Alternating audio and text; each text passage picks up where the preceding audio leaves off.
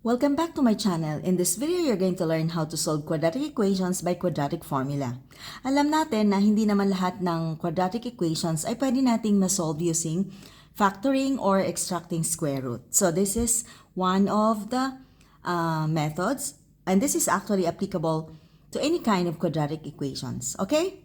Now, the standard form of quadratic equation is ax squared plus bx plus c is equal to 0, where a, b, and c are real numbers, and a cannot be equal to 0. So, a cannot be equal to 0. Okay? Why? Because if a is 0, 0 times x squared, that is 0. So, mawawala na yung first term natin. So, hindi na siya quadratic, magiging linear na lang siya. So, ngayon, tandaan niyo yan na ang a natin hindi pwedeng maging 0.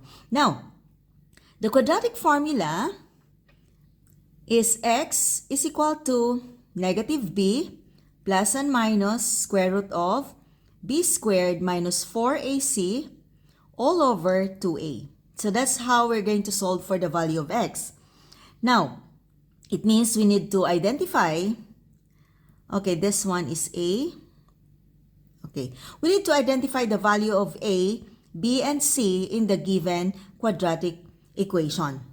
Now, the number inside here, the expression inside the radical form or radical sign called the radicand is what we call the discriminant.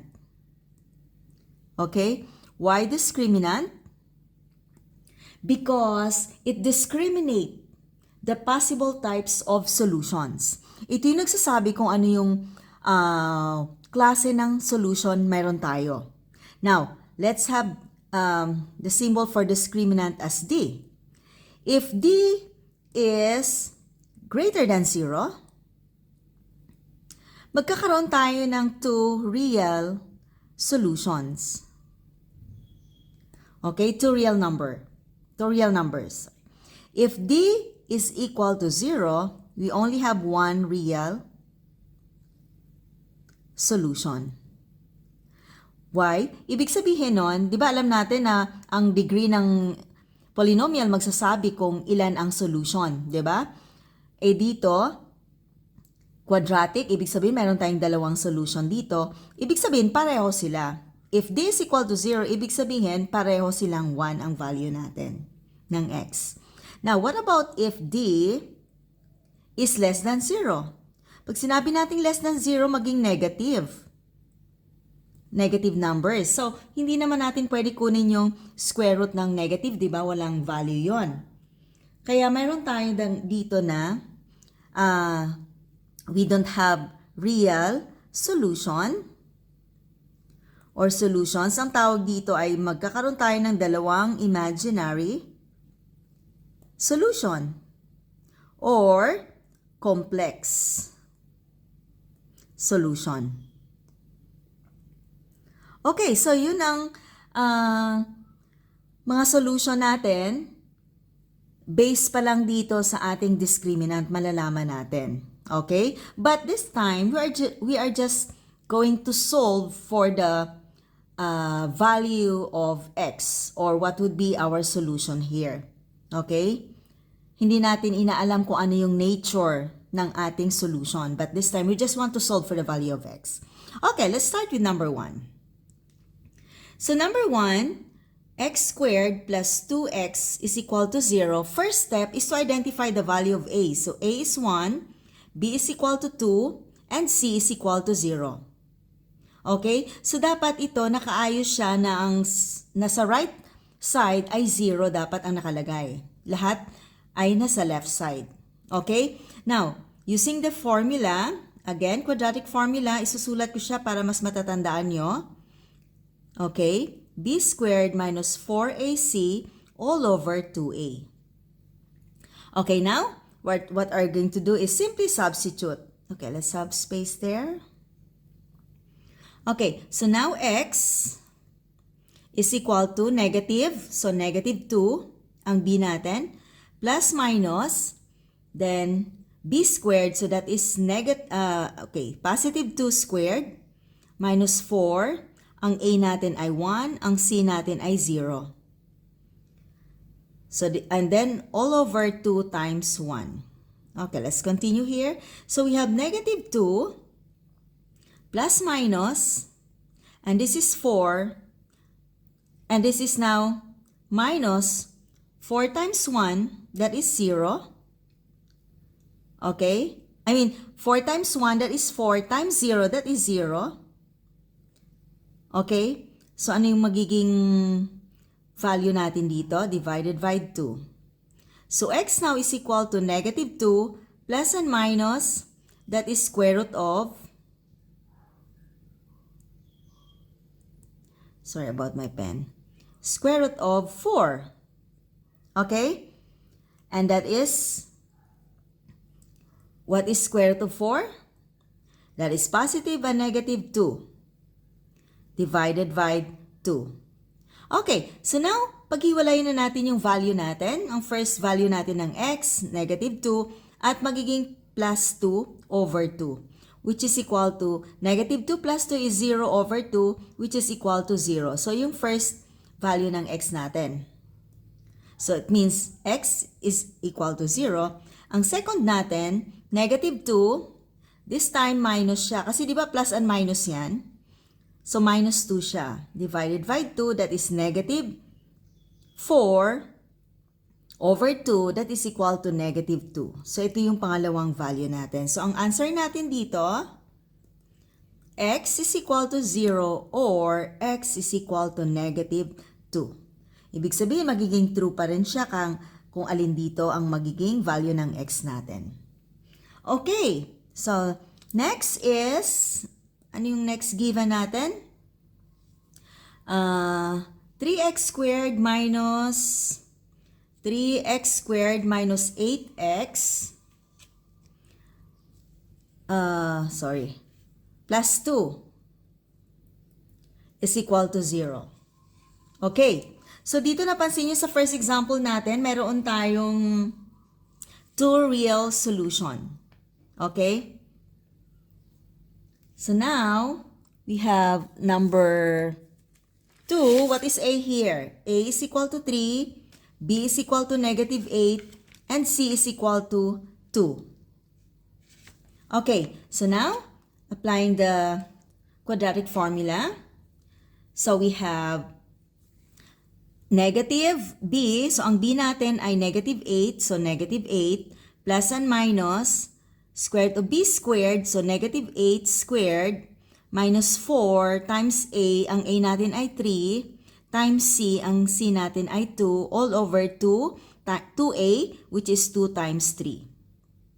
Okay, so ito ngayon magiging positive 8 plus and minus. And this is equal to 64. Negative 8 times negative 8, positive 64. At ito naman ay magiging negative 12 times 2, negative 24, all over 6. Okay. Next. So, x now is equal to positive 8 plus and minus square root of 64 minus 24 is 40 all over 6. Now, ang 40 ay pwede nating ma-reduce sa simplest form kasi hindi siya perfect square. So, maging 4 times 10. Na kung saan makukuha natin yung square root of 4, that is 2. You can bring that outside the radical sign. So, once na ma-extract nyo na yung square root niya, di ba 4 times 10, that is 40. So, isa ay perfect square dapat. So, ang maiiwan na lang sa loob ay 2 square root of 10. So, pwede natin siyang gawing 2, then square root of 10. That is the value of square root of 40 all over 6. So, yan na. Ang first value natin ngayon, 8. Kunin natin yung positive. Then, 2 square root of 10. Then, over 6. I-reduce natin sa lowest term. Ito, by 2, magiging 4. Ito ay 3. And then, ito naman, 3 then. That is all by 2. That is 1. So, mayroon tayong 4 plus square root of 10 over 3. Okay? Yun ang first value natin. 4 over 3. Pwede natin i-reduce kasi ito sa lowest term by 2. 8 divided by 2, 4. 6 divided by 2, 3. And then ito din, 2 divided by 2, 1. So, kahit hindi nyo nalagyan once na mayroong 1 dyan. Or actually, pwede nyo rin siyang paghiwalayin. Magiging, pag pinaghiwalayin nyo siya, that is equal to 4 over 3 plus 1/3 of square root of 10. Pwedeng ganon. O kaya, square root of 10 over 3. Okay, next number. Number 3.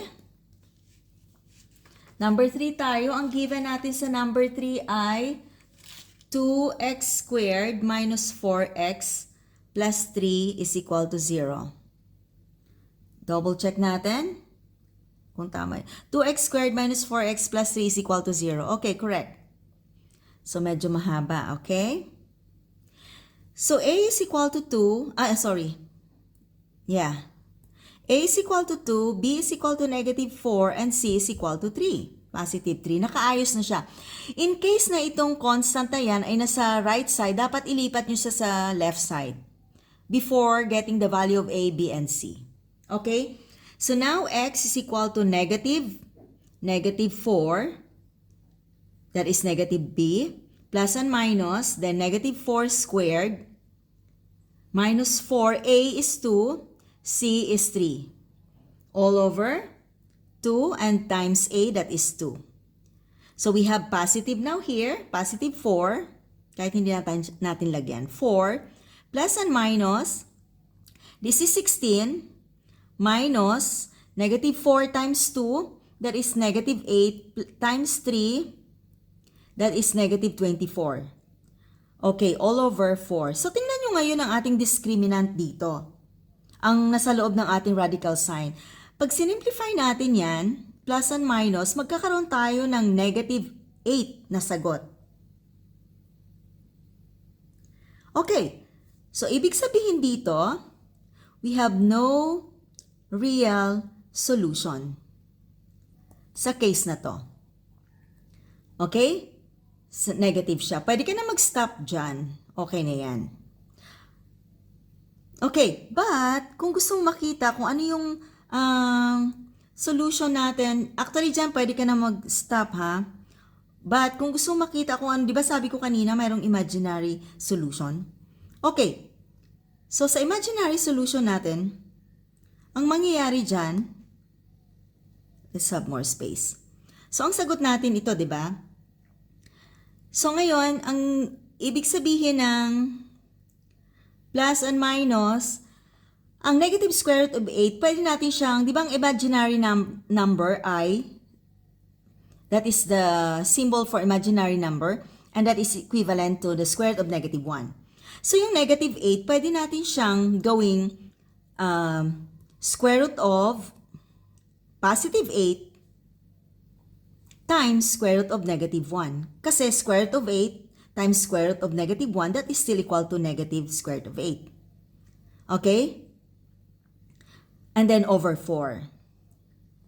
So now, magiging 4 plus and minus, and then kunin natin yung square root of 8. Ang square root of 8 is 2 square root of 2, di ba? Kasi ang 8 ay pwede nating isulat ng 4 times 2 and then square root of 4, that is 2. Ito siya. And then nasa loob ng radical sign ay 2. So magiging 2 square root of 2. And then yung I dito, yung negative 1, that is equivalent to I. So lagyan nyo lang siya ng I, all over 4. So ganyan, times I. Pwede nyo na ngayong paghiwalayan. Okay? So, pwede nang ganyan. Ibig sabihin, yung isa positive, isa negative. So, yan ang complex solution natin na value ng x dito. Okay? So, that's all for this video and thank you for watching. See you in the next one. Bye!